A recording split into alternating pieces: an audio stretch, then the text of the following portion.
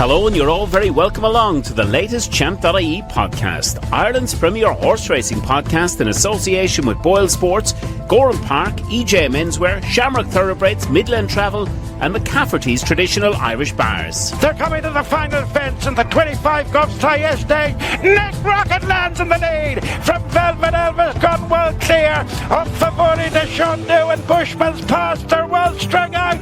Nick Rocket on the stand side for win number 10 in the race for Willie Mullins. Enter our Champ.ie headline competition in association with Midland Travel, where you could win a trip for two to the Cheltenham Festival 2026. For a chance to win, simply subscribe to the Champ.ie podcast on YouTube if you haven't already, and scan the QR code to enter your competition details today. We look forward to discussing your weekly #5cast selections in the comment section below.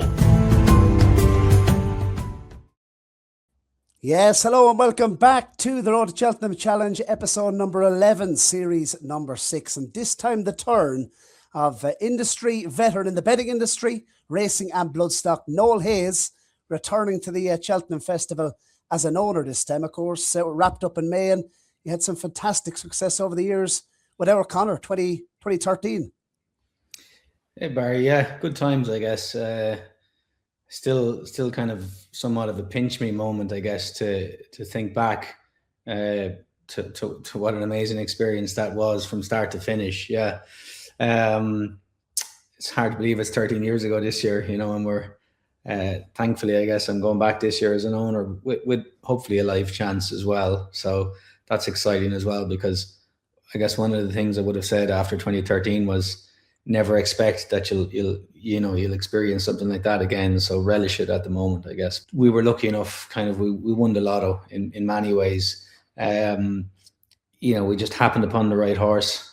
We definitely happened upon a great trainer, the late, what a gentleman Desi Hughes was. And it's, for me at least, it's part of the story of our Conor, of just how great a job he did training him, and how great a job he did resisting, I guess, pressure from the owner group to run him on the flat at the back end of his 3-year-old career. With, I think in August, Desi made a comment to me. I kind of suggested why wouldn't run him in such a handicap, because it was big prize money and he's, we think he could be well handicapped. And Desi's response to me was, it's a long time until March, which is a hell of a statement when you think about it. He hadn't jumped the hurdle in public. We knew how good he was jumping him in private, by the way, but he hadn't jumped the hurdle in public at that stage. And that's the maturity of a trainer as great as Desi used to, to be able to plot forward, I guess, at that point in time, and understand that, maybe there's a chance that we might have a horse that can get us somewhere. And if he is, on this, the small percentage of the time he is that horse, we have to prepare to allow him to do his very best when that time comes around. And, it was really kind of total mastery from Desi at that time. And, it's the maturity of his years and his experience as a trainer. I think that was a huge part of the success of our Conor. Certainly I could see, other trainers may have, not being able to resist the temptation to try and plunder a big pot on the flat or something like that. But Desi had that maturity and kind of resolution as well, to just be able to say to us, no, there's potentially some good times ahead here. Well, hopefully, Noel, you can be as lucky and to get back into the winners' enclosure with Wrappedupinmay, and so we'll discuss his chances a little bit later on in the show. But we're going to keep our foot very much on the metal. A little bit different on this episode. We're going to title this, Noel, the Noel Hayes Cheltenham Preview Night, because 28 races at the festival. I mean, it's getting really exciting now. We're on weather watch at the moment, checking out the Norwegian weather. I think just looking at it, I don't think we even have 5 mil due between now and the festival itself. But we're going to look, Noel, at every one of the 28 races at the festival. It's going to be quick fire. You're going to have your opinions. You're going to try point the punters and the viewers in the right direction. But I suppose, look, we'll kick off Supreme Novice Hurdle this season. Looking at, looking at the shape of the race, it looks a deep Supreme this year, Noel. It doesn't, Barry. Like, I think a lot of the characteristics for a lot of the novice hurdles this year is the fact that we haven't seen the Willie Mullins horses perform at their best on multiple occasions. For whatever reason, I think we understand that Willie's horses weren't shooting the lights out earlier in the year. So, in a lot of cases, were going to Cheltenham with a lot of the Willie horses, saying if we'd seen them run once more, we'd know more about them, or they've perhaps not performed to their best, and we're forgiving them stuff that in other years we wouldn't have forgiven them. And for that reason, it gives a lot of the novice hurdles a very open look in my mind. I actually think this race is kind of a straight shootout between Old Park Star and Talk to Talk. If we look at Talk to Talk, first of all, I know he doesn't jump spectacular, but we can't underestimate just how much these horses improve from race to race in their jumping as a novice. But for me, Old Park Star, his form is pretty spectacular, and like he's put up some big ratings in his victories. So I would kind of pick that. It's worth saying, going back to the Willie Mullins thing, whatever Paul Townend chooses is a tip in and of itself. Because he's essentially picking from nearly a dozen horses, isn't he? So that's going to be interesting. And I think the Paul Townend jockey choice in all the novice hurdles is going to be very interesting. But yeah, for me, Old Park Star here anyway. El Kairos, I suppose the way this race could be run, I mean, there's plenty of pace on here, the likes of Sober Glory. If Mighty Park runs, Old Park Star, you'd have to think it's going to be prominent. Idaho. So the way this race could be run, Noel, what about the likes of El Kairos as an each way bet? Because he'll travel. Do you see him hitting the frame? Like, is he an each way bet to nothing, do you think, El Kairos? So El Kairos is probably a very good horse, Barry, but I like to use the phrase that hope is the most expensive commodity in horse racing, right? Whether that be in bloodstock or whether that be in betting, right? And for me, like, hope is built into the price of El Kairos. He's 11-2 or 6-1. He should probably be 10 or 12-1. And I can actually see this horse, maybe certainly on Betfair starting 10-1 plus on the day. I don't think, for all that he was going to dot up on his first start over hurdles at Leopardstown, and he got the job done in Thurles, and they're just ordinary maiden hurdles. There's no test in them for a horse as good as that he could be. So I think that he's actually a very poor price, and I can see him drifting significantly on the day. Big shout out to our sponsors, first of all, now before we come on to the Arkle. Gorham Park, our racecourse partner, Boylesports, our betting partner, EJ Menswear, who've killed us out throughout the season. Big thank you to EJ and all the team. Shamrock Thoroughbreds and Stephen and all the guys there. McCafferty's Traditional Irish Bars. And a big congratulations once again to Fintan Finnegan from County Galway. You're heading to the Cheltenham Festival. Fintan, of course, a winner of the prize put forward by Midland Travel for a trip Cheltenham Festival. So once again, a big congratulations to Fintan. Arkle Chase, is this a case of A versus B, Noel? It probably is, Barry, but you know what? Much like I talked about the novice hurdlers of Willie Mullins here, we're missing a large piece of information in this puzzle, right? And that is, Kopek the board. Do we know he was a very good hurdler? We do. Did he perform very well in his debut over fences? He did. It's a task to go and win with just one run under your belt over fences. I know there's talk about these kind of schooling races, kind of efforts on various tracks. On the other side, Lulamba, probably 2 mile is as short as he wants. He's improved in his jumping. I thought his jumping was adequate early, but he's improved in his jumping. Winning an open race the last time out in Newbury, that takes a bit of doing. I struggle to be dogmatic here from a betting perspective. I think the most likely winner will come from the front two in the betting, but I kind of feel stupid if I took a big opinion on one of the front two in the betting and it lost to the other, because if I back Kopek the board and Lulamba wins, I'm kind of going like, why was I so stupid? I hadn't enough information really to have a strong bet in Kopek the board. And then if I back Lulamba and Kopek wins, kind of I would have known all along and understood that the potential was there, obviously, for Kopek to step forward. But like it's like The Simpsons, like scene missing, if you get me. We could do with more information. I will give a little mention. I don't even know if he's going to run here, but Tapage Pike has kind of done it quietly this year. 2 mile is probably as short as he wants to go.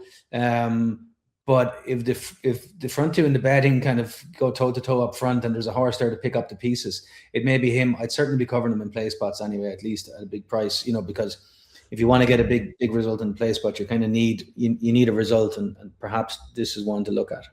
If just quickly before we do move on, Noel, if people are looking, I suppose, at last year's form, the festival form, the Triumph form versus say the Supreme Novice form. I mean, the Supreme Novice from last season, it's worked out pretty nicely with the likes of Salvador, Iranzi, Romeo Coolio. I mean, they've all come out and won Grade 1 since.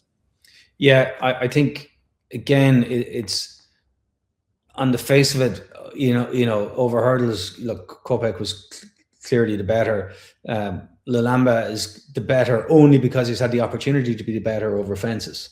Had Kopek the board the opportunity to run 3 times over fences, he could be 4-9 in this. And that's the great unknown. And like, I look at this and I see, whatever the relative prices are here. Like, I can, if you want to back Lalamba, what is he, 5-4 Barry or something in that kind of vein? Top of the market, Lalamba currently in at 11-8, 2-1, Kopek de Boer. Yeah, 11-8, 2-1. Probably easier to find an 11-8 or 2-1 winner in Taunton on a Tuesday. Without needing to kind of prove taking something on Kopek de Boer by trying to back one of these two to win here. Yeah, the Boodles. Dominated by Team Ireland over the last decade, I suppose. Team Ireland, I do believe in the Boodles, have won the last 8 renewals. Noel, and Joseph O'Brien has taken 3 of the last 7. Has he won in the 3 entered, do you think? You'd be a brave man to underestimate Joseph O'Brien in any big race, wouldn't you? They turn up and they perform. Digham's interesting. Got the 3 runs in very early and has been put away. He'll need good ground, Dignam. Yeah, he'll need good ground. But if it does come up good ground, he's definitely very interesting. He's got 4 runs over hurdles on his belt, bit of experience in the flat. So yeah, I would say, but if it's not genuinely good, I would kind of urge caution. I suppose, what would I say about this race? Saratoga is, for various reasons, to anybody with a pair of eyes in their head, kind of the talking horse for this race. But I'm going to urge caution here. I would tell you not to be lining up to be. Oh, don't hold back, Noel.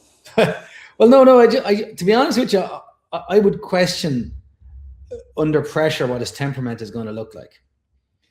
I've seen just a couple of little hints here and there that suggest to me that he could put his head out over the rail and start barking coming up the straight, right? So, I mean, look, very likely wrong as I am right. Let's be fair, okay? But I wouldn't like to be lining up to take 5-1 about him or whatever price. Probably shorter now. There was a maiden hurdle in Leopardstown at Christmas where Hardy Stuff of Gordon's beat Ole of Gavin Cromwell's and Munsif of Charles Burns's. Yeah, I think all 3 are going to run. I particularly like that line of form for various reasons. The style the race was run in. Boat came off. Munsif kind of took it up, turned into the straight. If I'm being honest, looked like a horse that his breeding might have caught him out that day. But he was very hard on himself early. Like, he never dropped a bit. So even to be able to take it up going to the last was a hell of a performance. So if he can learn to settle a bit better, and as I said, he either not settling or he looked like a horse that couldn't breathe, to be honest, coming up the straight. But Ole and Hardy Stuff kind of came from off the pace that day and were able to come through a kind of a big field of horses as well. So that they're kind of credentials you'd like for this sort of race coming from off the back. So I would look at that line of form and kind of orientate myself around it when it comes to thinking about what I might back in the day. If anyone's strong in their selection for the Fred Winter, I think they need to bear in mind, Noel, that Gaelic Warrior was beaten off 1-2-9 here. Yeah, pretty much. Race. It's a tough race. Let's keep it moving. Ultima handicap, and have to say, when I saw your notes, Noel, you've convinced me on one in here.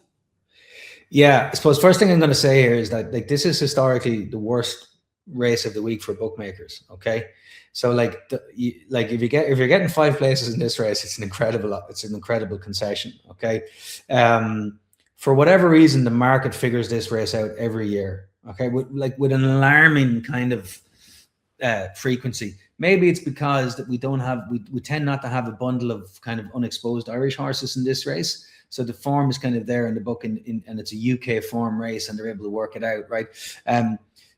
So like I kind of have a way of saying, look at the top 5 in the market and work it out from there. One horse I do like, I think he was 25-1 Barry when you saw my notes on Thursday night, but he's 14-1 now. This horse has absolutely outstanding form over course and distance, right? He is incredibly well handicapped off the best of his form. He's trained by an absolute master at Cheltenham, and the horse is Highland. He will want nice ground, okay? But if it does turn up with nice ground underfoot on day 1 of Cheltenham, I fully suspect Highland is in that top 5 kind of in the betting area. He's still 14-1 now. I think that price is fine.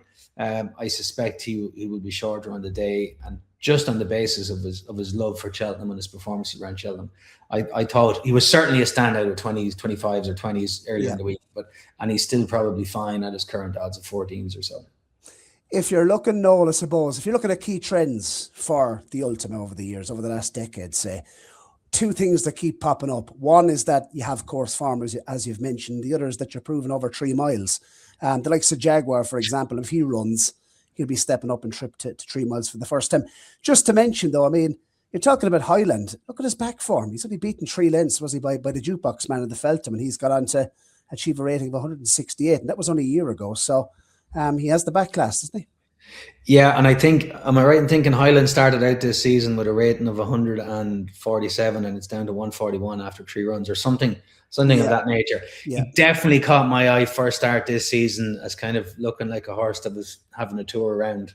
Just to say about Highland as well, I mean, Nicky's been, when we had Nicky Henderson on the podcast earlier on the season as well, he did mention... I didn't realise it was an illustrious company, Barry. I didn't realise he did mention that the ground is... very, very important to this horse. But as we said, and I know the forecast can change, Noel, but less than 5 mil due between now and the Tuesday at Cheltenham. So that's going to be in his favour.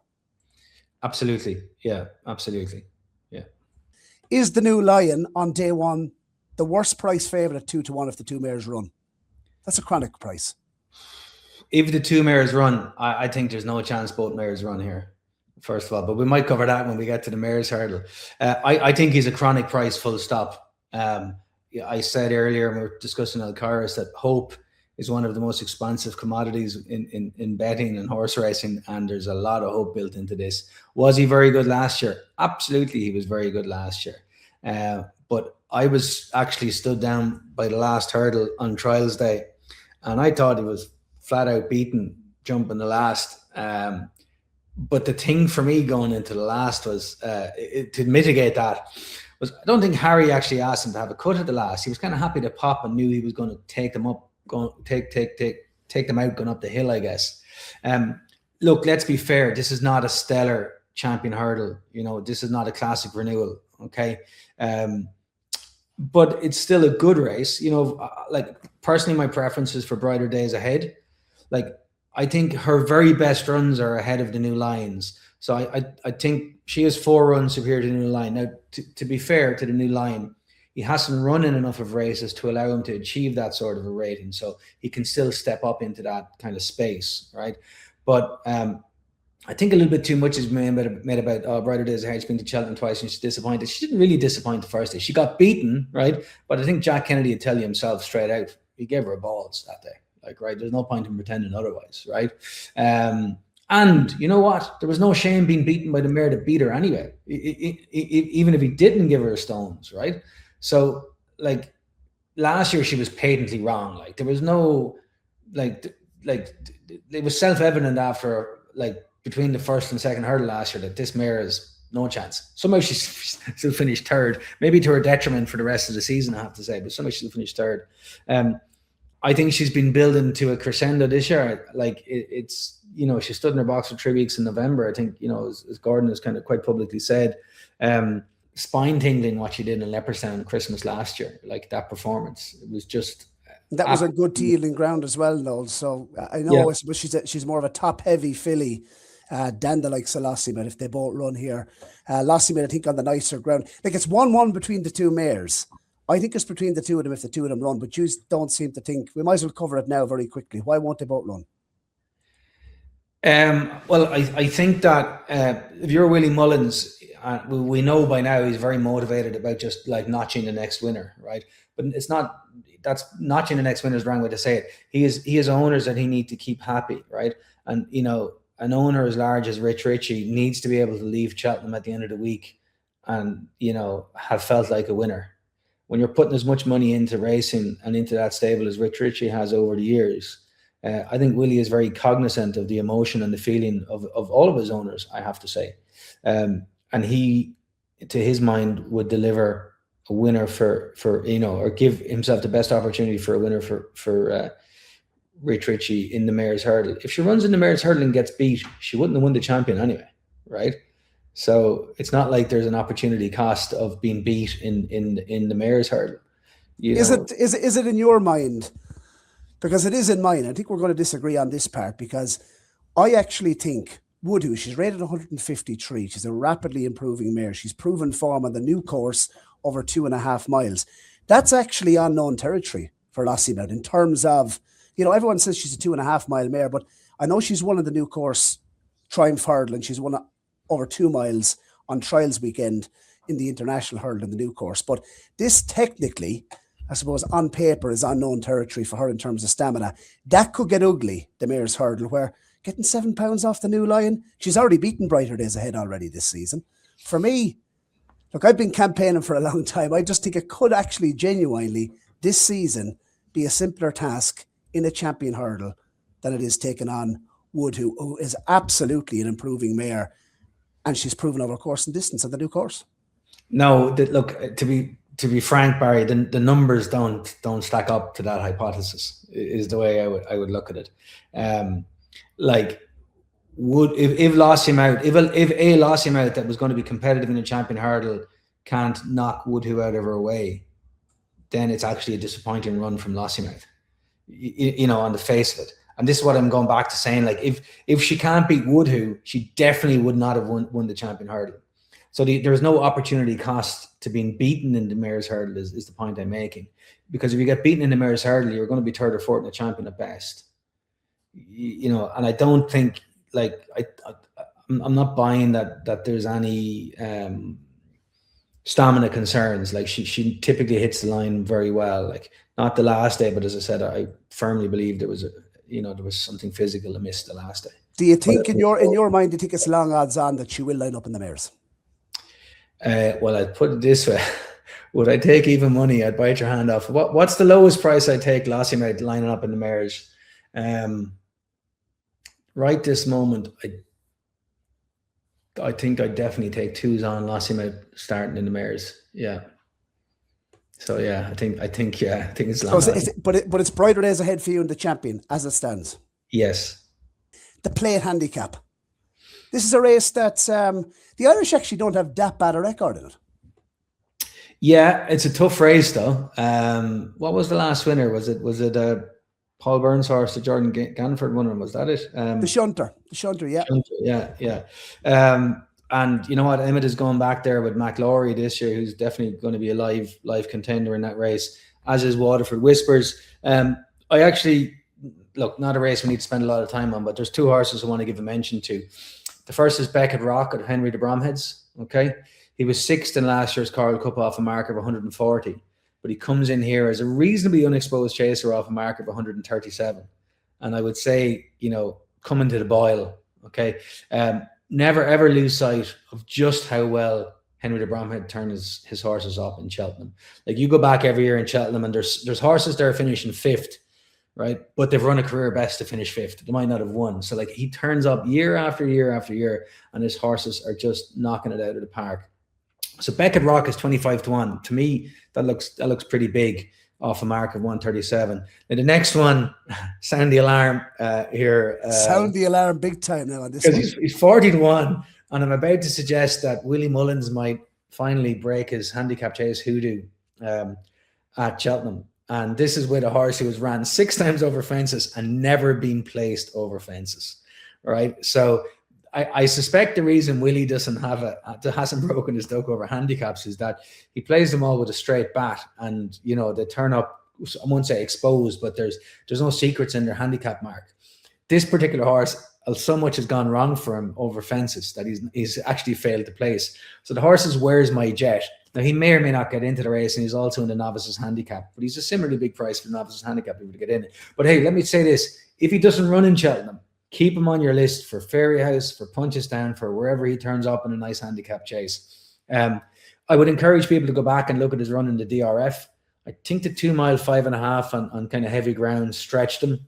But if you pause the video, jump in the second last, you're going to tell yourself this horse is going to fight it out. Okay. But this is 2 mile 4, unlikely better ground. For me, I'll put it this way: I wouldn't like to be the bookmaker laying 40-1 about it. Where's My Jet? That's all I can say. And if you look back at his form, I suppose, over hurdles, Noel, he split the likes of the yellow clay, flew in the park. That was at Navan. But what struck me about his run at Leopardstown the last day was his jumping. He's very quick through the air and just strikes me as if, you know, when he has 2 entries, this horse has obviously entered in the Jack Richards as well. But I think the old course, the sharper track, could play to this horse's strengths. He's not short of pace, and surprisingly for a horse that's failed to complete twice with a fallen and unseat over fences, he's actually a very good jumper. Yeah, you've highlighted that. Look, as I said, I wouldn't like to be the bookie laying 40-1 about him. That's all I know. If he gets in, but even if he doesn't get in, keep him on your tracker. Keep an eye for him. He'll land a pot in the next couple of months somewhere. National Hunt Chase. The rules changed, obviously, heading into last season. It's now a handicap, Noel. Emmett Mullins, Rebecca Curtis, do we need to look any further? Have you a strong opinion in the race? No strong opinion. I think, you know, Emmett kind of plainly said, back me or sack me. The plan was this race after he won at Christmas. It's a hell of a performance. Ground of concern? No, I'd give him the opportunity. I mean, as you go out in distance, you're not racing as hard, so you don't feel the effects of the ground as much. I wouldn't dismiss the ground entirely, but I would say I think Back Me or Sack Me probably justifies a shorter price better here than most horses of that price in handicaps at the festival. I'll give a quick mention for Brave Fortune, Joseph O'Brien. Again, we mentioned earlier on how good he is at this. And then a big outsider from, I think Donald McCain trains at Maximilian. I can't remember. Was there 1 L or 2 L's? Probably needs to jump better, but that's factored into his price. This extreme test could see him scrape in. I know if there's a 66-1 shot, well, this isn't in the place, but this race, but could just run above his price. After this very quick ad break, we'll be back with day 2 of the Cheltenham Festival with Noel Hayes. McCafferty's traditional Irish bars are located across Ireland, the UK, Spain and the United Arab Emirates. McCafferty's bars provide the perfect backdrop and atmosphere to watch all horse racing and sports events, serving traditional Irish food and music played 7 days a week. Come to McCafferty's for the crack and stay for the experience. Check out mccaffertysbars.com. The Turners Novice Hurdle is the first race on day 2 of the Cheltenham Festival. And no drama this end, I suppose. Looking at his overall form, does it justify his price, his short price, no? Sorry now, Barry. I need to reverse a little bit here. I enjoyed the advert for McCafferty's, but just at the point where it says serving traditional Irish food, there's 3 bowls of chicken wings covered in sauce. Well, I'm not sure that ticks the box of traditional Irish food. But anyway, listen, never mind that. No drama this end. Sure, look, he's looked very good, and you know, Paul Nicholls and maybe more so the owner have made no kind of secret of how much they think of him. Yeah, he's very good. I'm not certain there's a world of depth to his form. Like, for example, if we're comparing the UK novices, Nicky Henderson's novice and the Supreme novice has far more depth to his form than No Drama This End. There's also, and again, we don't need to dwell on it, this kind of theory that No Drama This End might be a bit slow for this race. You know, he doesn't have that killer turn of foot. And that's the sort of same killer turn of foot that's probably seen horses like, you know, Denman getting beat. Even maybe Final Demand last year, depending on your opinions, but needing that turn of foot. Again, this is actually to say what I said for the Supreme Novice. Whatever Paul Townend rides, it's kind of a tip in and of itself. Mighty Park has that hope factored into his price again that I speak about, and hope is very expensive. The only thing I will say is, right, not many. In fact, I had a look. I am unable to find another novice or maiden hurdle winner put up as high an RPR on his first start over hurdles. I'm sure they're there, okay, and hopefully, you know, some of the listeners or viewers will be able to contribute. But I think he put up an RPR of 148 in winning his maiden hurdle. That is in the stratosphere of RPRs, okay. So like he clearly is a very good horse. It's worth noting, like to give a bit of point-to-point insight here, Doyle trained Mighty Park. He finished second to Harry Lowe's in a maiden, and JP McManus bought Mighty Park. And I think it's fair to say he bought Mighty Park on the basis of how much he thought of Harry Lowe's. Harry Lowe's is floating around there, rated in the mid-120s over hurdles. He's got 20-odd pound up his sleeve off that mark, just to be clear. And I don't know when he's going to exploit it, but there's little doubt he will exploit it. So yeah, Mighty Park might actually be an okay price here. Again, I'm not looking to lose my mind punting on this race for that reason. I will say that Sortudo at 16-1 is of interest to me in this race. He's a continuous improver. I actually thought at the start of the season, I thought he was a horse for this race. I actually bet against him on debut in Cork because I thought there's no way he can have enough of speed to win a 2-mile maiden hurdle in Cork. And he did it easy in the end. And he got beaten behind Declan Quilly's horse the last day. You could question whether the hurdle's been out or not, had any impact. But it was still probably a good run in that nice race. Forced to have a bet, Sortudo, 16s each way would still be my kind of small bet. Speaking about bets, if you're not back in final demand, non-runner or bet, Noel, just reading your notes, you reckon you shouldn't have a bet? I reckon this is like, from a pure punting perspective, 72 final demand, you want to be absolutely, whatever you can afford to get on and get out of the bank, get it on him. Because my hypothesis is pretty simple, right? He is the best horse, okay? There's no way in the world he was 100% correct the last day. I mean, that is self-evident. And of all stables going, we never, when Willie has one run bad, we never hear, oh, he scoped bad or he pulled this or he did that. It's always just deadpan silence and you're left to guess, right?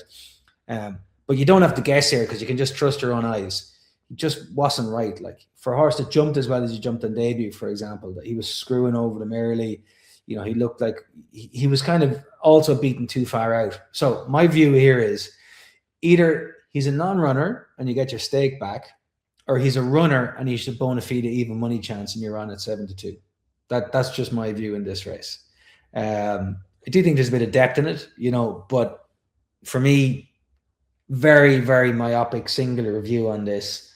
Final demand 7-2, non-runner, no bet. Load the pony. You're either going back to collect, because you're not a runner, or you've got a big price about a horse that because I don't believe he would run were he not like 98% or better. Like, there's lots of other races to wait for. I don't think we need to elaborate on that. Coral Cup, the not Coral Cup as we're called it now, the BetMGM Cup, one of the most competitive races at the festival. A couple of, I suppose, quick fire stats about the race itself, Noel. 4 of the last 7 wore headgear. 5 of the last 8 winners were 16-1 or bigger. So you want to be shooting at big prices here, do you? Yeah, it's I call this a Bermuda Triangle of a race from a punting perspective because I just keep getting lost. Right? I think I said I'm like a Dublin Airport car park, long-term ride here on this one. I just can't get it right, and I somehow managed to keep getting sucked in. I think Carlito Brigante is the last winner of this race that I backed. That was 2013, I think, or 14. I can't remember when. I do, however, keep getting sucked in, and I like one this year, right? So, bunting, Willie Mullins. He started 12-1 in the race last year off a mark of 139 with Paul Townend's. He was Paul Townend's choice in the race. Now, go back 12 months, bunting wasn't jumping very well. So they jumped him off on the outside, presumably to give him loads of daylight at his hurdles, and the horse ran loose. Okay, he never settled, never dropped a bit, did nothing. He was eventually pulled up. Okay, but for me, he's a horse that's finally starting to put it together. His last 2 runs in competitive handicap hurdles, he was down to paint on the inside. So they now trust his jumping, first of all, right? He's returning now a more mature horse, a better jumper, okay, off a mark of 135, and he's 20-1.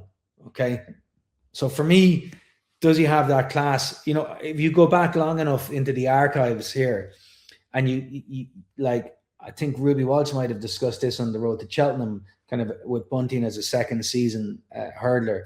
he was the horse that he was holding up, that there could be a big leap forward in bunting. I think maybe even as a juvenile going to the Triumph, I think Ruby was talking him up saying this horse can take a big leap forward, right? But it's a bit, it's been a slow process to get there. And I think on the evidence of his last couple of runs in competitive handicap hurdles, he's just starting to put it together. And I think he's in off 135. They can ride him with more confidence from a jumping perspective. And he's 20-1. Listen, if he was 8-1, I wouldn't be discussing him. Okay. But I just think 20s is a wrong price, basically.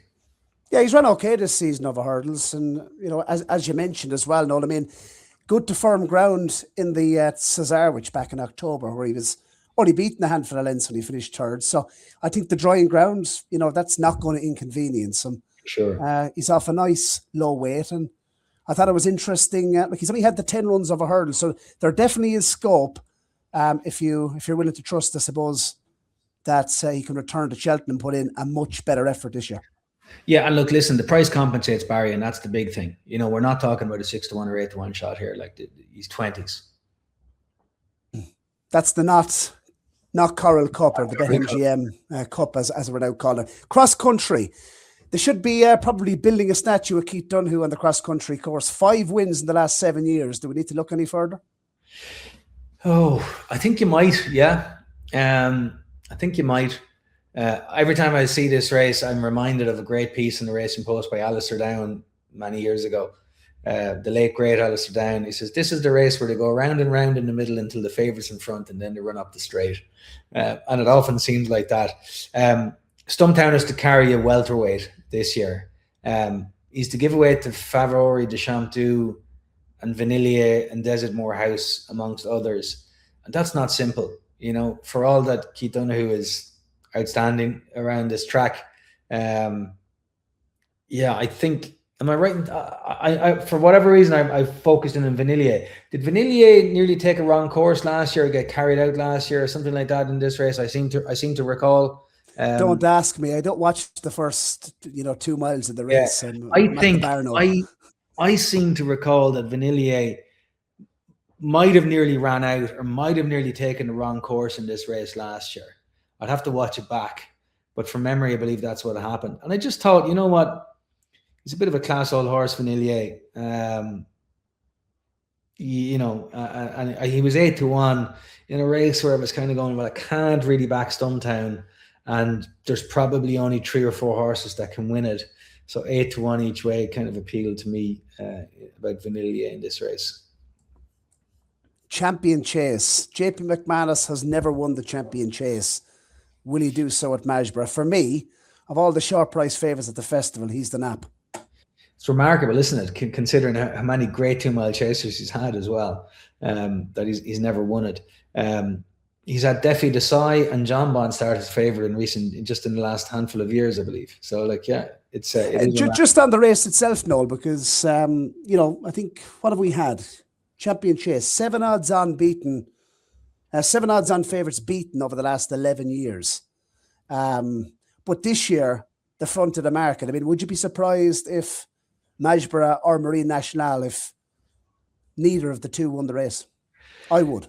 I would be very surprised. And I actually think it's a dead match. And from a punting perspective, I think it's, whatever your opinion, from a punting perspective, you're getting incredible value because both horses are odds against. I would probably favour Magsborough, but I will say that the ground and the day will dictate. Let's say it's soft, for whatever reason it's soft. Like Magsborough should be odds on, Marine National should be 5-2 shot. Okay.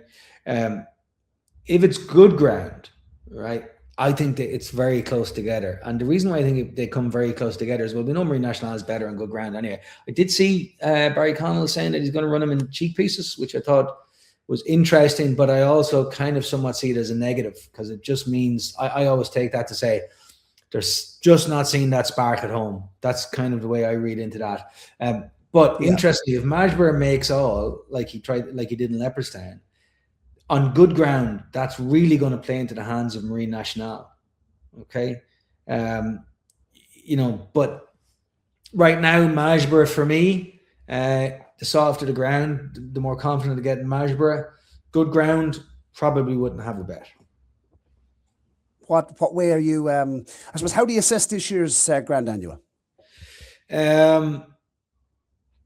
Love this race. I think the Irish struggle in it, bar the obvious kind of, I've a stone in hand plot jobs that we've seen down the years. The Irish tend to struggle in it. And the reason the Irish tend to struggle in it is that our big races over 2 miles in Ireland are over 2 mile one in Leopardstown. And like, this is sub 2 mile in Cheltenham. It's a big difference. Okay. So like, I tend to tell people, don't get sucked into that Leopardstown DRF and Christmas form, because you see a horse there, oh, he's finishing real well, he loved the hill in Cheltenham. Yeah, but he's racing over nearly a furlong and a half shorter, right?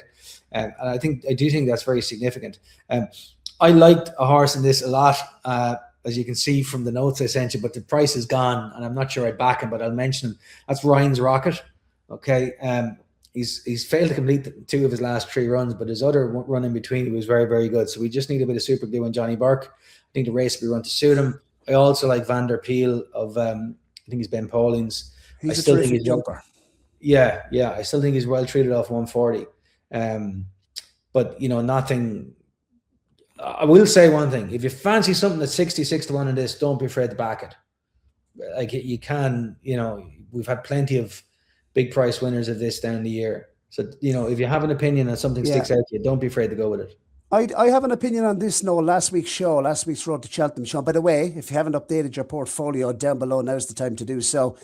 We will be announcing, of course, next Monday, who wins the VIP trip to the Boylesports Irish Grand National. So the healthiest looking portfolio, but in the pocket, Noel.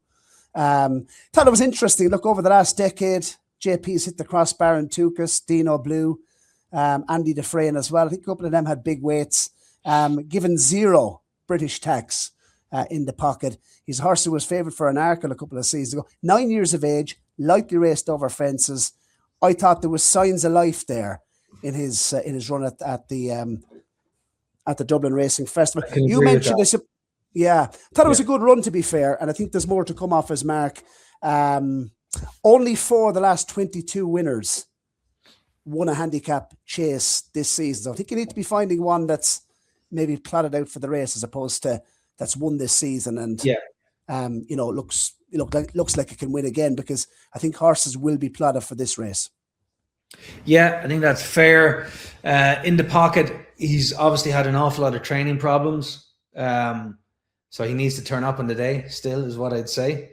Clearly has a lot of latent talent as well. I wouldn't put anyone off, but again, not a race to dwell on. Champion Bumper. Are you going for a cup of tea? No, I love the Champion Bumper because I think you see so much, like, as you know, Barry, I go pint to pint in every other weekend, give or take. And when you're looking at horses, I'm confusing you with Ronan Groom. Go on. No, but when you're looking at horses and pint to pints every weekend, you're always looking about the future. Going, oh, what will that horse do in 2 years' time, 3 years' time? I think Champion Bumper is very similar. I tend to have a fairly simple approach to the Champion Bumper. What do I think the best horse is, and back that? Okay. So, and for me, there's a head and shoulders above everything else this year, and that is Keep Him Company, Gordon Elliott's horse. I think this horse is an absolute superstar in the making. I've nothing but impressed with him every time I've seen him. I think his performance at Leopardstown Christmas was incredible. I think the softer the ground, the more he comes into the race. Maybe on good ground he wouldn't even run, in fact. But I can't, like, this Keep Him Company. Next year's Turners, you can get in the queue now and start backing him, if you ask me. I'm also going to mention a horse, a filly called Maximilian Lady, who is going to have her first run for Willie Mullins in this race. She probably should have won the listed mare's bumper in Gorham Park, hit the front too soon, got kind of worried out of it. But she's a filly that's probably going to sneak around 3/4 of the way back and not really know she's in a race until about 3 furlongs out. She does have a potent turn of foot. And, for me, she could finish very well. But Keep Him Company anyway. Simple enough. Best horse in the race. Horse, for me at least, with the biggest future. I think he's very, very exciting. And I can't wait to see him next year over hurdles and in 2 years' time over fences. Now boarding the train of thought. Calling out. Injury lane. He's 80% at best. Statminster. No, you ask me. Opinion Circus. Last chance cross. And decision time.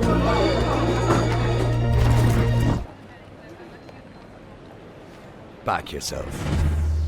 Boylesports. Day 3 of the Cheltenham Festival. We're talking about match races, Noel.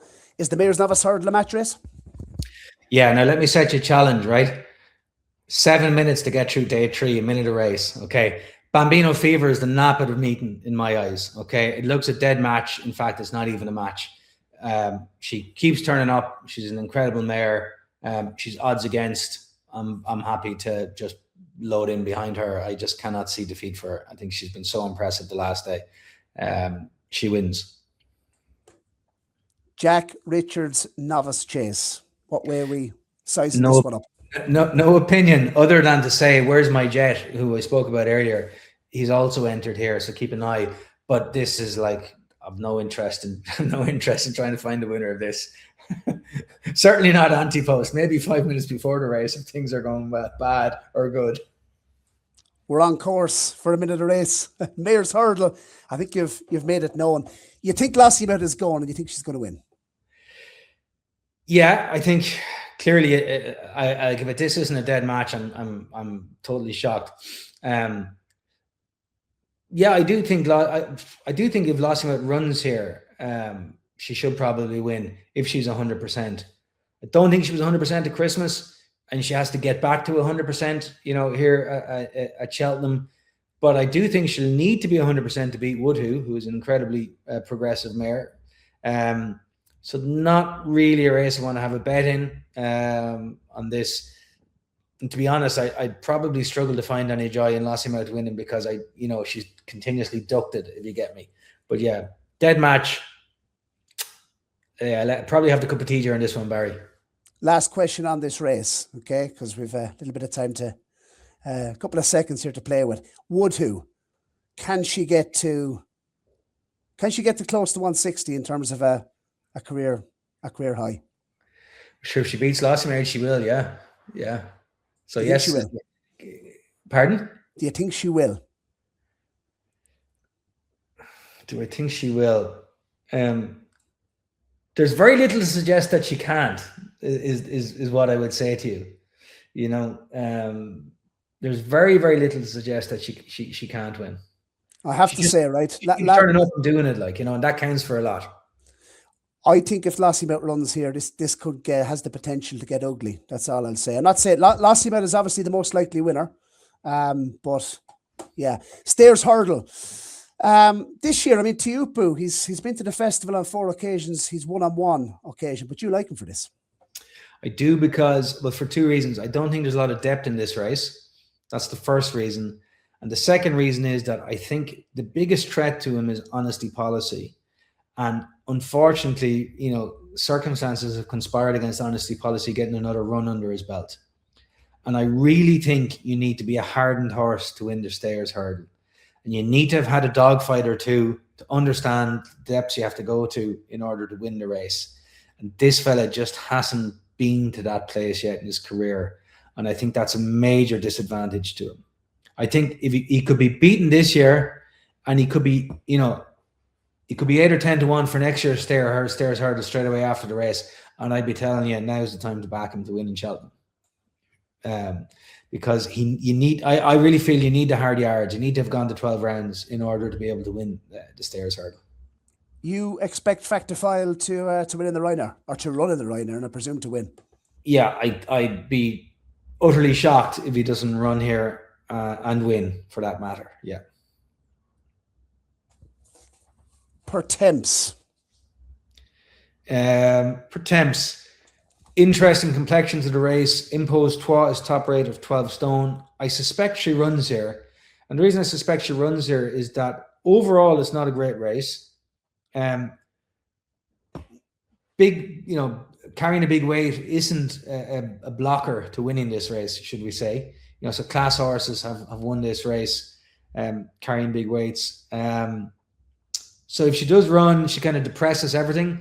Staffordshire Knot's going to carry 11.7. Now he's put a few miles on the clock lately and he's improved a lot.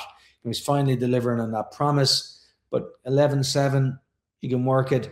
I particularly like C'est Different. Should I say that in French? C'est Different? C'est Different? I don't know. Which top class. And Sam Thomas really likes that horse for this race. That was a really, really, really good performance in Newbury. I mean, he beat a horse that had a stone in hand in Newbury that day, of Dan Skelton's. And so that was like, so going up £10 counts for nothing. Like it's only a data point on his trajectory upwards. So I really, really like that horse. I really like the Sandown qualifier from before Christmas. You had Kiki Joe of Richard Johnson's Racing Club owns him. Philip Hobbs trains him. Course form. That was a really good run in Sandown, and he beat a horse called Turn the Lights Down Low, and it was also a good run from him. Now, on good ground, I prefer Turn the Lights Down Low, but it also means he's probably going to be out of the handicap if Ante-Post 12 runs, so it's kind of nearly an insurmountable task. But if the ground come up a little bit soft, I think it brings Kiki Joe right into it. Now, I will say on softish ground, Kiki Joe and C'est Different, I'd be just 2 against the field. Yeah, I don't think this is a good race, by the way. I think Irish the fourth qualifying in the qualifiers has changed the complexion of it a lot. Irish trainers have had good success in the Muir. 6 of the last 10 winners were Irish trained. Jericho the Reppin, is he as big a handicap plot as everyone is saying, do you think? Well, he's a handicap plot, but whether he can win it or not is the next question. Yeah, I don't tend to get massively hung up the Muir on this race. Like, yeah, you know, there's always some obvious ones and things can happen. And like, what I will say is that there's one absolute ingredient you need to win the Muir, and you have to stay really, really, really well. Okay. 2 horses I'll give quick mention to. One is a Willie Mullins chaser called Road to Home. Okay. Probably might not get into the race. He's too far down the weights. But his first 2 runs over fences, one was behind Oscar's brother, and I can't remember who he was behind the second day, but they're good runs. This fella's by Gamut, so he's absolute Dara Stair. He's bred to be. So I could see him running well. Gordon Elliott tends to, because of the kind of the way Gigginstown, they always buy that staying chaser type, and they tend to run lots of horses in these type of races. So not scientific, but had a little glance at Gordon's runners to see which one, kind of asked myself the question, if I had to back one of Gordon's, which would I back? I came down on the horse that finished 4th in the Grand National trial in Punchestown, Prend Garde à Trois, again, but like worthy of a mention, but not, don't be rushing out there now tomorrow morning to get the Boyles to back him or anything like that. Just kind of maybe on the day cover him in a play spot or something like that. He's going to be a double figure price. So yeah, maybe him. Before we take an ad break and head on to day 4 of our Cheltenham Festival preview, you attend a lot of point to points. Noel, met you at a good couple, Burris House there recently, and just going to ask you for a couple of maybe graduates that we can keep our eye on over the next 12 to 24 months. We're using these 7 minutes well now, so we are. I was actually in Burris House again today. I got absolutely drenched from the minute I stepped out of the car to the minute I got back into it. Proper spuds and gravy weather. Oh, it was terrible stuff. So I'm going to give you 5 horses really quickly. And let me say, first of all, there was no recency bias in this. And I state that because I'm going to give you 2 horses that won today in Burris House, right? But this isn't the case of recency, right? First one, a mare called Personal Space of Gary Murphy's. She's by Old Persian. He's only had 2 runners on the track, a winner and a third, in point to points, a winner and a third so far. This was pretty much the best winning performance by a 4-year-old mare in the spring that I've more or less ever seen. Okay. Like, it was absolutely outstanding how good this mare was today. Like, she'll probably go to the Cheltenham sale in 10 days' time. She'll make 300,000 and how much more with it, depending on the appetite for her. But this is like this mare today, like the performance was just mind blowing how good she was. She's called Personal Space. Second one I'm going to give you is another mare called Lady Vienna. She's a Maxios mare that won down in Kildare, I think, a few weeks ago for Turlock O'Connor. A 5-year-old mare, again, incredibly impressive. Looked like everywhere in the race that she'd everything covered. Jockey obviously had great faith in her. Nearly didn't, pretty much didn't have to resort to the whip. She made 82 grand in the Cheltenham sale a couple of weeks ago. She was bought online that day, actually, by the Lady Vienna Partnership. So I don't know what trainer she's gone to, so I'm waiting to see her. First of the geldings was a horse that won today in Boris House, a horse trained by Pat Doyle called Monzon Sport.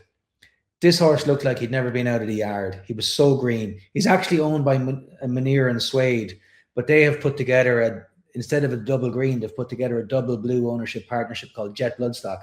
What's he by? He's by Goliath de Burle, who's a really, really, really good up-and-coming sire in France. Monzon Sport. He was so green, he nearly didn't jump off. He was detached going down to the first fence. He just worked his way into it, and he was very good. Okay, so he's a horse with a big future.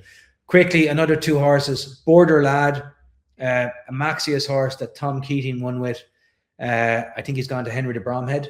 And then a final one is a horse called Quest for Answer, who won in Boris the day I met you there before Christmas, Barry. He's gone he was brilliant that day. Mouse Morris. Yeah, he's gone to Mouse Morris. Now, Quest for Answer absolutely needs good ground, okay? He's by... Quest for Answer is by a Galileo horse called, I think, Quest for Peace or something like that. I can't really call it. Quest for Peace stood for like 500 quid down in Wexford. He covered about 30 mares, right? Ignore the fillies on the track that ran. He's had something like 12 runners on the track. 6 of them are rated above 120, okay? He's an absolutely phenomenal stallion based on just raw numbers of opportunity. And as far as I know now, he's up in the north of Ireland covering half-bred mares, okay? So... But if there's anyone out there that is looking for a mare or looking for a stallion for 500 quid to cover a national hunt mare with, find out where he is up the north and bring your mare up to him. Anyway, there's the 5 of them. Personal Space, Lady Vienna, Monzon Sport, Border Lad, and Quest for Answers. If I had to ask you to pick one of the 6 to own, who would it be? They're all very different. For what she cost, as in Lady Vienna is the only one of them that costs less than 100,000, if that makes sense. So for what she cost, Lady Vienna would be the one I would pick, but only because of her price tag. The rest of them are all like Personal Space is going to make 400,000 euros. Monzon Sport's going to make 250 to 300,000 sterling. Border Lad, I believe, costs somewhere in that sort of region. And Quest for Answers costs 170 sterling. So based purely on value for money, Lady Vienna. Midland Travel in Tullamore have been providing a full range of horse racing packages for over 20 years, catering for all types of budgets. And they're off. Stephen and the team at Midland Travel can help you realise your sporting travel dreams. Midland Travel are the only company in Ireland that runs coach and ferry packages from both Manchester United and Liverpool. Check out midlandtravel.ie or contact 057 932 6777 for more information. Yes, 21 down, 7 to go now. Let's kick it off. Day 4. Triumph Hurdle. Narciso comes out. Is Proactive the super sub? Look, he may be, but I suppose like, the way I look at this race is look how much Majbur improved from his debut in Leopardstown to his performance in the Triumph Hurdle, okay? And Willie Mullins has a lot of horses with a similar profile this year. So he's a lot of horses that can step forward from their debut, to win the Triumph Hurdle. I think he's the most likely trainer to win the race is Willie, which is, I find it somewhat ironic considering the contempt that, that team used to have for juvenile hurdlers, 10 or so years ago. What I'll say about Proactive is that if his price is correct, then the price on Macho Man is incorrect, right? They raced against each other in Fairyhouse. Proactive had track advantage, should we say, and Macho Man had track disadvantage. Okay, but Macho Man is still 10-1 there, from what I can tell, and for me at least, that makes more appeal to me than Proactive. If Proactive is a genuine 7-2 shot, then there's no way Macho Man is a 10-1 shot. Like, it's just a mistake in my eyes. I really like Selma Devari when her debut in the DRF. I can't get Ruby Walsh's continuous protestations about her out of my head. He keeps talking about, oh, the track won't suit her. She's a speedy mare. She's more of a mare for next year. She could be a champion hurdle mare. All this sort of stuff. So it's kind of weird, I guess, my eyes say to me, this is a good mare, but then you've got somebody so close to the stable who's basically warning you off backing her in so many media outlets. And I don't think he's been nefarious or anything like that. I think he's been 100% genuine, so I think you have to take that on board. For me, Macho Man, I actually think 10-1 is quite a price about him, is what I'd say. Like, it's rumored to have cost 700,000 out of France, this horse. Okay. So like, he definitely comes with a big reputation. You'd want to be winning this, wouldn't he? As a start, just to pay for the transport. Yeah. It's but like, yeah, the race itself, I mean, it has, you mentioned Selma Devari. 2 of the last 6 were fillies. Willie Mullins bidding for 5 in the row. Is it a tricky race in that, like, obviously whenever Paul Townends rides in the race is going to have a big chance. Mark Walsh will be on Proactive, but with the race so much Willie Mullins dominated, if you like, in terms of the amount of runners, and last year he would have with 100-1 chance. It's a tricky race from a punter perspective, is it? I would say that last year was kind of an edge case, is what I would think. It was, it was unusual. Like, I think there's a lot of depth in the race this year. And again, this maybe it's a perception of depth rather than depth because of the whole Willie Mullins thing. But like, Proactive, Selma Devari, Macho Man, Charm de Faust, like he's got them. I do think the English runners are live this year. Maestro Conti, I think he's very live.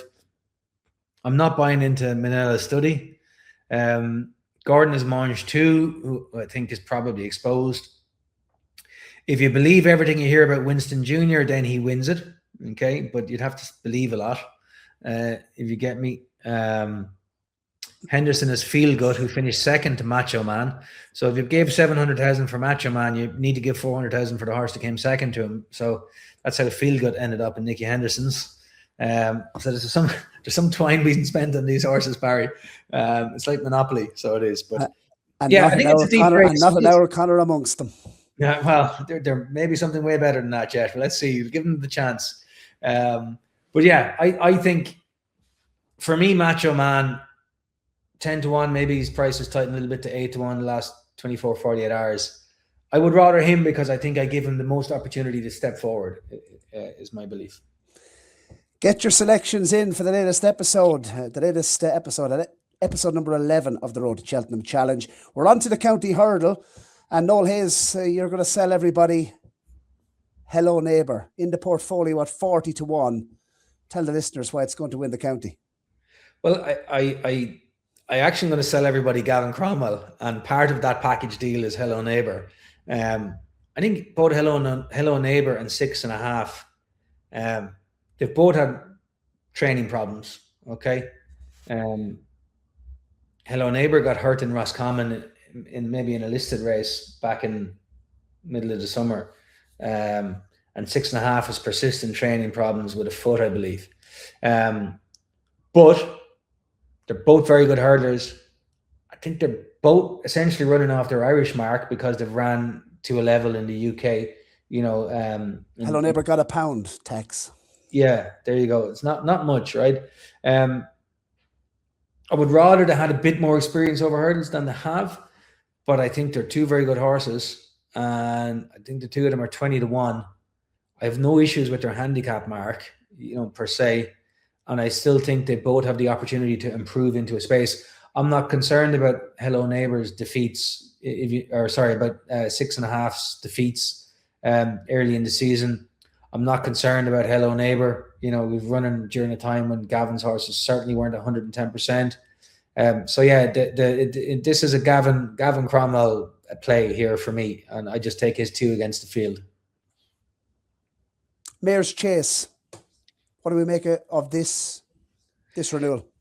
Yeah, it's probably one of the better renewals, like big entry. I find it hard to get excited, Barry, just to be totally honest, which I think is a shame really on my part, because Dino Blue and Spindleberry have such incredible profiles, you know. Obviously Spindleberry got it handed back to her the last day in the Gold Cup, but nothing ventured, nothing gained. But up to that point, her profile has just been incredible. Like, you know, it's absolutely flawless. Pretty much the same for Dino Blue. I used to have a thing in my head that Dino Blue was actually a suspect stayer, even though she's won over 2.6 now. She won Same over as, 2.6. yeah. You know, and maybe she is a suspect stayer in the proper race. This actually has the shape of being a proper race based on the depth of runners in it, you know. So probably sit it out. I will mention one who may or may not run here. If it came up proper soft, Bioluminescence might run here. Definitely caught the eye big time in Nace the last time behind Dino Blue. And I thought it was the first time in a while that she showed proper life. Maybe she's for the Irish Grand National or something like that. But I'd certainly be keeping her on side for a big handicap chase somewhere in the near future.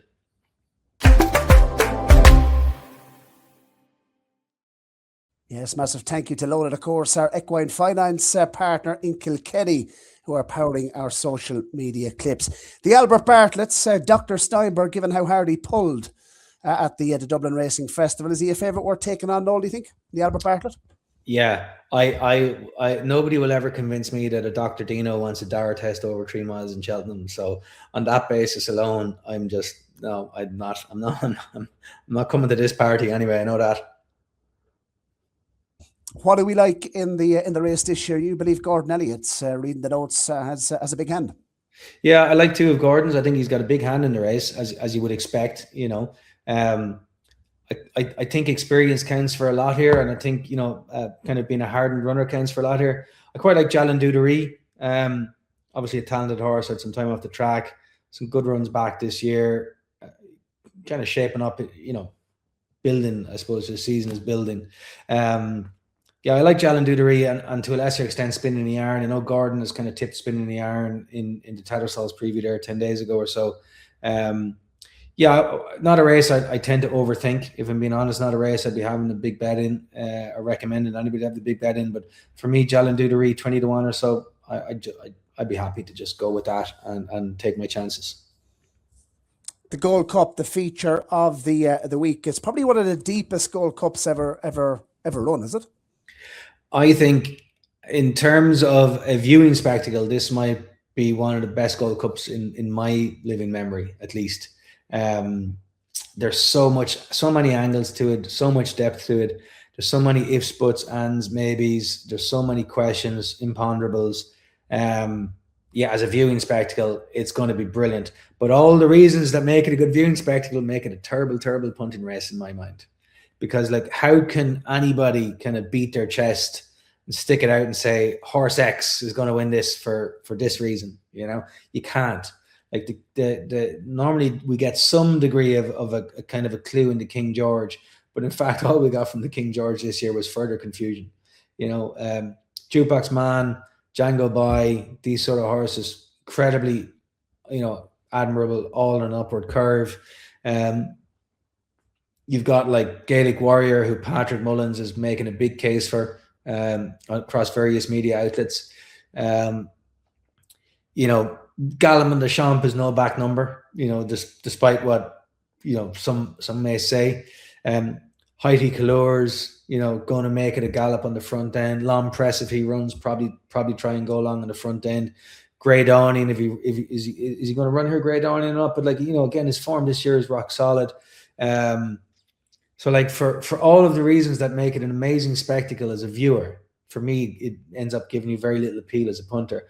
What I would say is, right, that based on the horses we know of in the race, I'm expecting a good gallop in the race. So I would chance something on Aya Maximus at 33 to 1.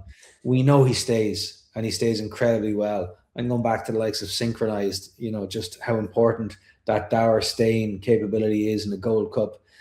And, you know, sometimes we get somewhat blinded a little bit by, say, Gallop and the Champ running away in the Gold Cup, Manila Endo running away in the Gold Cup, a Plutard running away in the Gold Cup, right? These big performances. There's lots of Gold Cups out there where there's kind of 6 in contention at the bottom of the hill, and it's a dour fight up the straight.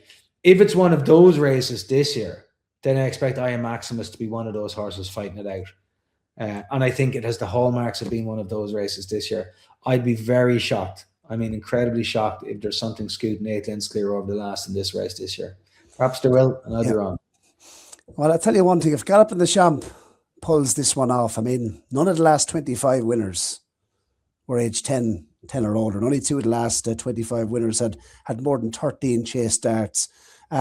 This would rank pretty high, if not the greatest training achievement of Willie Mullins, if he could pull this one off, wouldn't it? Especially how deep the race is. He'll never beat Nick Rocket or Ethical Diamond, but he might come in 3rd place. Some achievement. If this happens, and he's not out of it. But you know what? Like, what price is Gallop in the Champ? Is he 8s, 10s, 12s? I'm not even sure what price he's 8-1 currently. Yeah, 8-1, right? So, like, basically that tells you just how open the Gold Cup it is. That despite the odds being, you know, the historical odds being stacked against him, that he's still such a live runner in the race. And this goes back to why I think it will be one of those races where, what was it, the horse of Graham Wiley's that got beaten the short head against Lord Windermere. On his own. Yeah, remember that day? Chase winner. Just like, there was like 5 or 6 horses there. You don't know which one you didn't know which one to even concentrate on coming up the straight. Like, I have a hunch it could be one of those races this year. And I think it's going to be turned into that sort of race because of Heidi Kluwer's influence on the race. You're on weather watch for the Hunter's Chase, and big best of luck to yourself and all the connections. What way do we read the chances of Wrappedupinmay for 2026? Look, he's like, I suppose, Barry, I think, as you know, I've got all the history here. I owned him as a 3-year-old and as a 4-year-old, and I owned him in partnership with Matthew Flynn O'Connor when he won his Point to Point, and we sold him to Nichols. And he you know, he won a bumper in Exeter on debut by half the length of the straight on softish ground. I don't think he ever actually ran in soft ground again in the rest of his career in the UK. You know, he never got the opportunity. And I'm not saying he needs soft ground, but I'm saying he's definitely a better horse on soft ground. Even going back to the comments, like in the stable, Nichols' stable tour, he was kind of likening him to Stay Away Face. I know I can see this lad being in the Albert Bartlett at the end of the year. Everything just went wrong for the horse for whatever reason. You know, everything went wrong for the horse. Sam bought him back at the sales, and I bumped into Sam and I said, might take this fella with a group of friends. So I have a big group of friends and acquaintances stuck in the horse, and we're going to have a great day out in Cheltenham, whether he wins or loses. You go for the week, Noel? No, just over and back on the Friday. But we'll go and we'll enjoy ourselves. What are his chances? I know Sam is very happy with him, first of all. You know, the horse himself is in great fettle. I was down in Sam's yesterday morning, and he's very well, okay? He will appreciate softer ground, but if it's good to soft, that could be enough for him, right? You know, to do it. Probably, like, the first day he won his Open in Dromahane this year, like, it was a good race. Like, he beat Hunter's Yarn and Rye Hill and horses like that. You know, put them to the sword fairly easily, like, right? Went out the next day to Killy, and like, it was just like a stroll in the park. Like, not, you know, to be honest, like, now if he's to win the Fox Hunters in Cheltenham, he's supposed to be winning that Open in Killy, like it's a stroll in the park. Like, you know, it's not. We shouldn't be surprised. He's an 8-year-old horse. I would still like to think his best days are in front of him.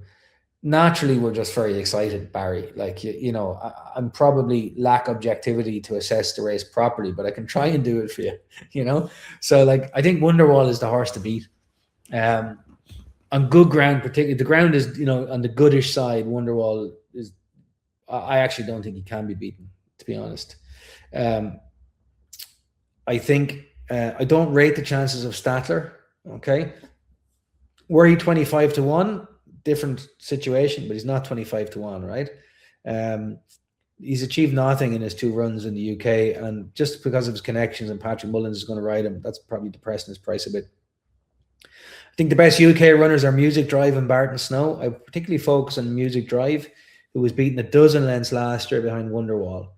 But I think they didn't ride him with enough of confidence. They probably didn't know the horse well enough. I would like to think that 12 months on, they have more confidence in Music Drive to give him a more aggressive ride.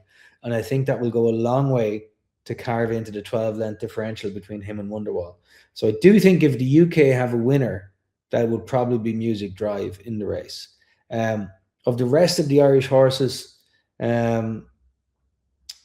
on the line, 3 times second.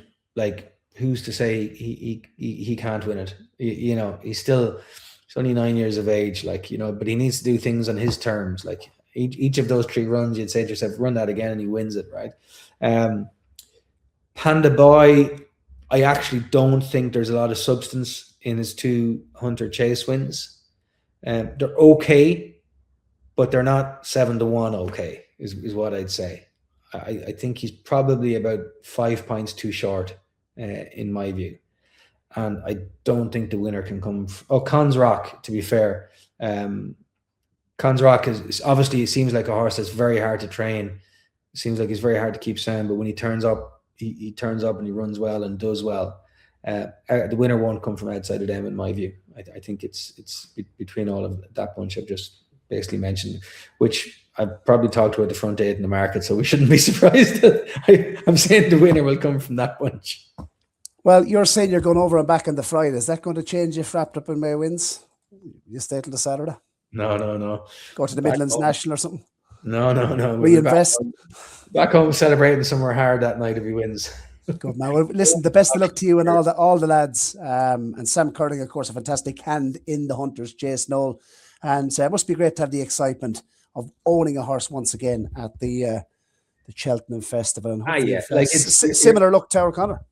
You're living the dream, Barry. That's been honest. Like, you know, you don't when you buy the horse, you don't expect you're going to end up in Cheltenham kind of being a live contender. So it's a great thrill. And by the way, I gave Desi Hughes so much credit earlier on for our Conor, but I have to lavish praise on Sam Curling here as well. He's done an amazing job with this horse.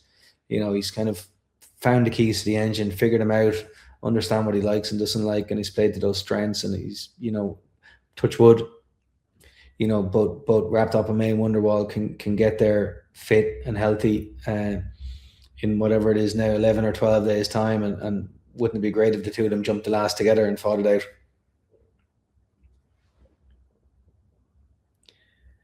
I think you're on mute there, Barry. The nightcap, the Martin Pipe, race 28. We've got there, Noel. And Sir de Champs. Galloping the Champs. Galloping the Champs. That's a misprint. Galloping the Champs. Yeah, that is a misprint. Sir de Champs won it as well. It's not a misprint then. Did the Galloping the Champs go off favourite for the Martin Pipe? Maybe he didn't. He did close to it, yeah. I'll tell you a good story. About Sir de Champs winning the Martin Pipe. Go. A good friend of mine rang me about the week before Cheltenham. I was working for Boyles at the time, right? And a good friend of mine rang me the week before Cheltenham, and he says, and he's a good punter, like, and we talk a lot in the run up to Cheltenham, and like his opinion is, you know, you want to hear it, right? He says, you have to go back a horse. And I said, what's this? He says, Sir de Champs for the Martin Pipe. I went, all right. So I clicked on it and he was 8-1. I said, he's 8-1. I said, sure, he'll be that price in the day. He says, no, he won't. He says, he'll be half it, he goes, right? So I remember this particular day that Sir de Champs won. It was like a black day in bookmaking. Now, I'd say there was lots of UK firms didn't lose their mind, but there was lots of firms, depending on the way you priced races, could have lost your mind. I think Zarkandler won the Triumph, for example, that day. Derek O'Connor won the Hunter's Chase on a 33-1 shot. So you're going to have lots of Irish punters just backing Derek O'Connor on the 33-1 shot. Trying to go out to one anyway. I'm sitting at my desk in Boyles, and the boss man comes out and he sits beside me just as the jump off. And he says to me, pull up the field book. And for those that don't know, the field book is basically your profit and loss on the race from the company's perspective. And like, it's all black and there's one line of red And at the time, like the company was like big in the red on the day, like it was a black day in the company, right? And there's one line of red on it that's Sir de Champ. And he leans forward and he looks and he says, Sir de Champ. He says, who trains him? I says, oh, Willie Mullins. He's right. He says, back anything to jump the first. He says, did you back anything? I says, I did. I says, I actually backed Sir de Champ. I said last week at 8-1. It was all right. Anyway, halfway around, 3/4 of the way around, Sir de Champ is falling out the back of the telly. He says, how's that horse going? Oh, I said, you have nothing to worry about here. I said, he's well beat. I said, right. So anyway, I can see him coming to the second last, and Emmett Mullins wings the second last. And I said, oh, Jesus, I nearly don't want him to win. I'm so uncomfortable. I'm not going to lie. Like, right? There's ours winging the second last. Next thing the boss man sits up. Is that him there coming? He says, it is. He jumps to last. He says, he's going to get there. Oh, no, I don't think so. Obviously, inside, I'm kind of going, get up. Anyway, he gets there and he wins. Yeah, so that's my story of Sir de Champ. Mixed feelings. Yeah, absolutely. But yeah, just mentioned Sir de Champs 2011. I thought it was a misprint. Galloping de Champ went off 8-1 to win a Martin Pipe. Basically, what I am saying is there's only been one winning favourite in the last 17 years in the 17 renewals of the Martin Pipe. So, give us a winner. No, I won't. Absolutely not. My biggest contribution in this race was that Sir de Champ story. I won't give you a winner because, like, honestly, it's a race I look at on the day because, like, you could have a horse number 65 on the list that's getting in because so many horses ran elsewhere earlier in the week in the Gold Cup. I'm going to say something about this race, right? Which isn't something we say a lot about UK jockeys. But there are two absolutely exceptional conditional jockeys riding in the UK at the moment that I want to highlight for people, right? Rian Corcoran is riding for David Pipe. He's claiming £7. He's the greatest thief in history, claiming £7. He's an absolutely exceptional jockey. So he is. And if you're not wise to him yet, all I would say is cotton on to him and keep an eye on him. He's going to in the next 18 months, he's going to write out his claim. He's going to make it straight into professional ranks. He's very good. And there's another really good conditional jockey at the moment called Harry Atkins, who I think is connected with Dan Skelton, who's also exceptional. So probably what I'll do on the day is I might just back whatever two horses they're riding because they're absolute thieves for their claim. They're in the realm of conditional jockeys in the UK. These guys are about the two best that we've seen for a long, long time. They're exceptional. Right. Noel. This is the business end of the show. At Nap of the week, Shorty Yankee, the job quitter Super Yankee, big prices each way. And you have a horse for the Grand National as well. And for the purpose of this show, we want your nomination so Boylesports can boost it. That goes into the challenge as well. So episode number 11, put in your selections down below, of course. And to win, by the way, just to note for viewers watching, 2 tickets to the Boylesports Irish Grand National down below. Let us know your Yankee for the festival itself. But you said it already, Nap of the week, Bambino Fever. Absolutely. Do you need to elaborate any more on our chances? No. Shorty Yankee, what are you supplementing? Bambino Fever, Fever, Majborough, Brighter Days Ahead, and Tihupo. I kind of rank them as whether they are or not, but kind of the 4 most solid shorties for me. Go on. What's gonna retire us? Give us the Super Yankee. If all 5 of these win, you can quit your job. Type Yankee. Bunting in the Coral Cup or the not Coral Cup. Highland in the Ultima. Say Different in the Pertemps. Macho Man in the Triumph, and Wrappedupinmay in the Hunter's Chase. There are 5, pretty much all double figure prices, or close to it, 8-1 plus horses. For an each way Super Yankee. You like a horse for the Grand National as well, no?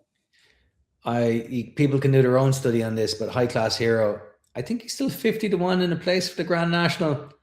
He won't be 50-1 on the day. This is the portfolio for the challenge thus far. Episode number 11, Noel. Take it away. What horse are you nominating at a price that's going to help us I suppose, remain in profit. Plus 22 points over the last 5 seasons, and we're in profit for the last 5 years, so no pressure. I'm gonna, because I take it as a challenge. I need to get a big price winner, so I'm gonna go with Bunting in the Not Coral Cup. 20-1, enhanced to 33s tomorrow, I presume. It'll be enhanced anyway. So Alan Riley and the team, over to you. So that you're going to go with Bunting in the Coral Cup. I'm going to put my selection in the Champion Bumper. Not a race that I typically will get heavily involved in, Noel, but just given maybe the slight question marks maybe about the overall Mullins form this season, he seems to, I mean, what is the number one Willie Mullins Champion Bumper horse? I don't think, well, I'd struggle to name it, to be honest. I did like Our Trigger, but would he want soft ground? He's only 4-year-old. You get the allowance. I don't think Patrick is going to ride him or can't ride him. That could be a weight. That could be a weight thing. But just for Noel Meade, the Morn Rambler is a horse I'm going to nominate. I think he's a fairly reasonable price. Fascinating jockey booking, Colin Keane. I don't see that as a negative. I think it's very much a positive. Snug winner, 3.5 length winner in the 4-year-old bumper at Leopardstown at Christmas, the one that Facile Vega won en route. I think just with only 5 mil due, that's a positive. I think the nicer the ground, the better his chance. Landed a big punt at Christmas. I mean, he was backed in from massive prices, 40-1 into single figures, small drift before the off, but the money was very much down. They knew what they had. Second only in a point-to-point.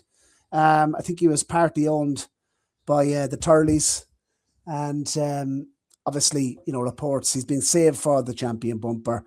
He's keen for the first mile, Noel, at Leopardstown. If you watch it back, he raced on the outside, probably didn't have the most cover, but he'll get cover in a Champion Bumper. He's very much, he's a speed horse. I know you need a stare traditionally to win the Champion Bumper, but look, I just think this horse could be very, very smart.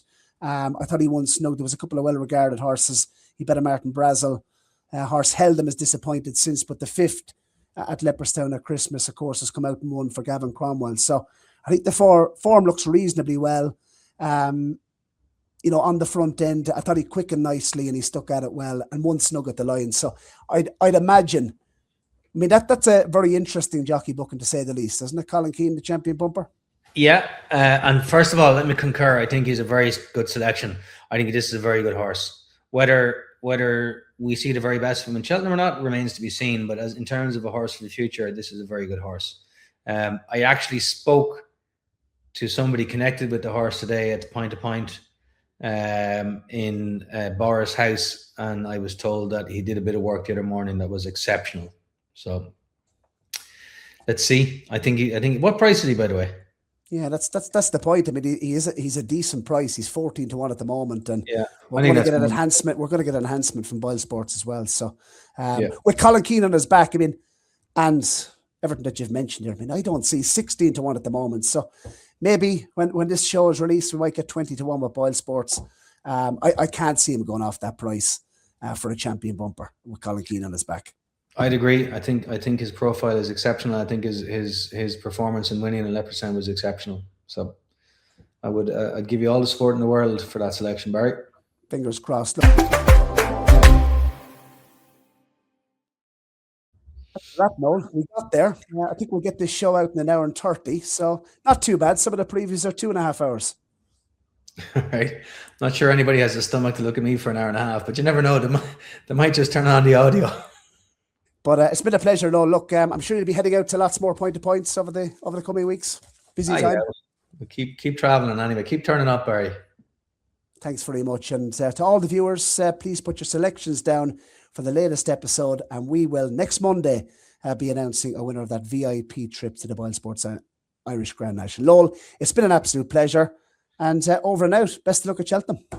Thank you so much, Barry. It's been a pleasure. From Dundalk to Longchamp, from the Galway races to the Breeders' Cup, Shamrock Thoroughbreds recently celebrated their 100th winner, and Ireland's leading racehorse syndicate has taken owners all over the world. Shamrock Thoroughbreds founder Stephen Thorne remarkably won the Winter Trainers' Championship at Dundalk during his first season as a racehorse trainer. To experience success with Shamrock Thoroughbreds and Stephen Thorne Racing, check out shamrockthoroughbreds.com.